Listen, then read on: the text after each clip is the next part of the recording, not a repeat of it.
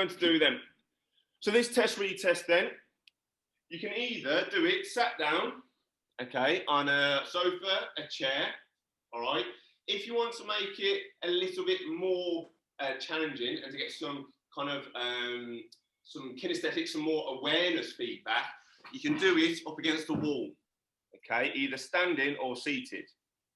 So if you want to do it seated, or up against the sofa, you'd have your bum right up against the wall and your back up against the wall as well, okay? You're going to do it standing, heels up against the wall, bum up against the wall, head looking forward. No. Now, from here, what you're going to do, you're going to give me a thumbs up, and you're going to lock your elbow out by squeezing the muscle on the back of your arm. And from there, you are then going to do 3 repetitions. And you are going to slowly raise that arm up as far as you feel you comfortably can. And then come back down. Now, it doesn't matter. The aim isn't necessarily to get the thumb to the wall. The aim is just to go as far as you feel you comfortably can, keeping the elbow locked out. Now, I said you can do it standing, you can do it seated, okay? So, you're going to do one arm at a time. Be seated, have your feet underneath you, squeeze the muscle on the back of your arm, and then when you're ready, 3 reps on your right side for me. So seated or standing, doesn't matter with this one. You are going to show me your double chin. So you're going to tuck your chin back. Then you're going to pull your chin down, bit by bit, and as far as you can comfortably go. Notice on how the shoulders are back, so they're not rounded, they're back. Now from here, I'm going to drag my chin across my collarbone to look down my left nip and hip. Once I've looked down nip and hip, I'm then going to take my left ear to my left shoulder and look forward, keeping the shoulders relaxed. Then I'm going to draw a big semicircle with my chin. So basically I'm going to roll my head round. To take my right ear to my right shoulder, looking forward. Then from there, I'm going to rotate to look down my right nip and hip and drag my chin across my right collarbone, back to center.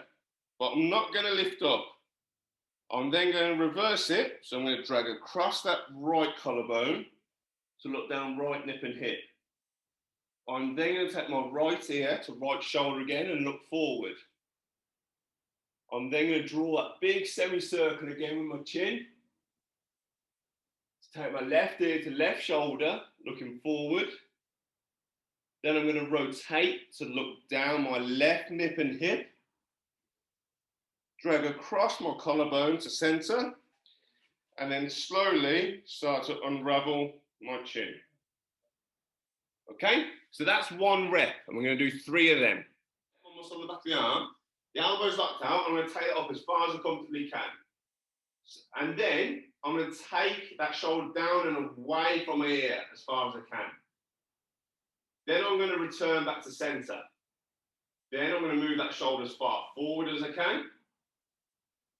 I'll return to center, and then I'll go back as far as I can. Back to center.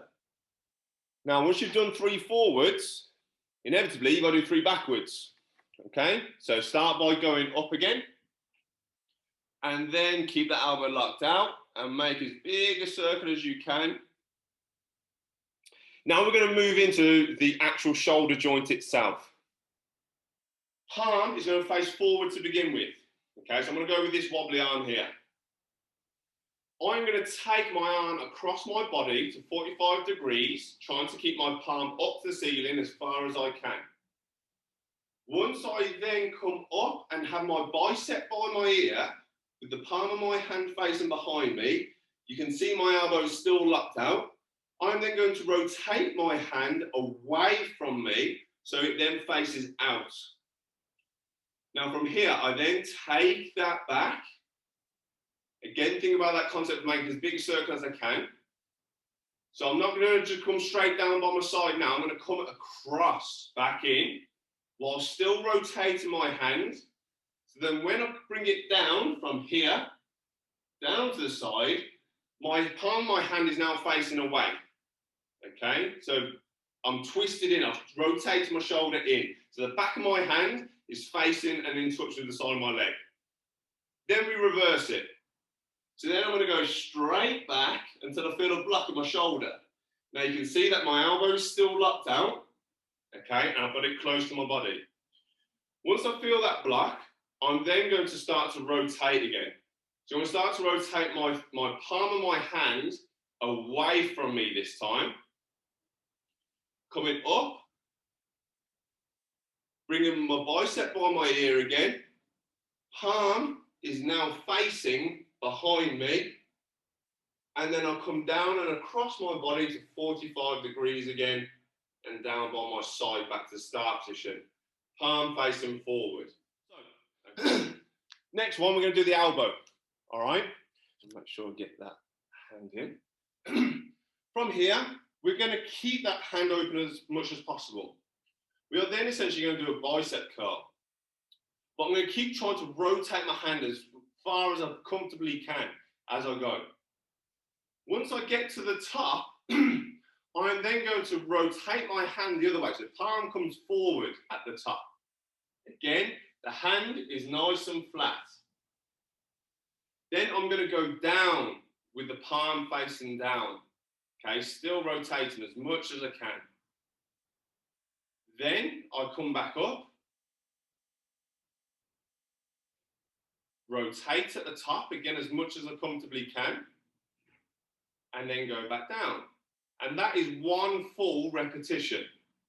The wrist, again, let me demonstrate to you first. So we're going to have the back of the forearm, okay, on the thigh, palm facing up to begin with, and we're going to have the wrist just overhanging the knee slightly.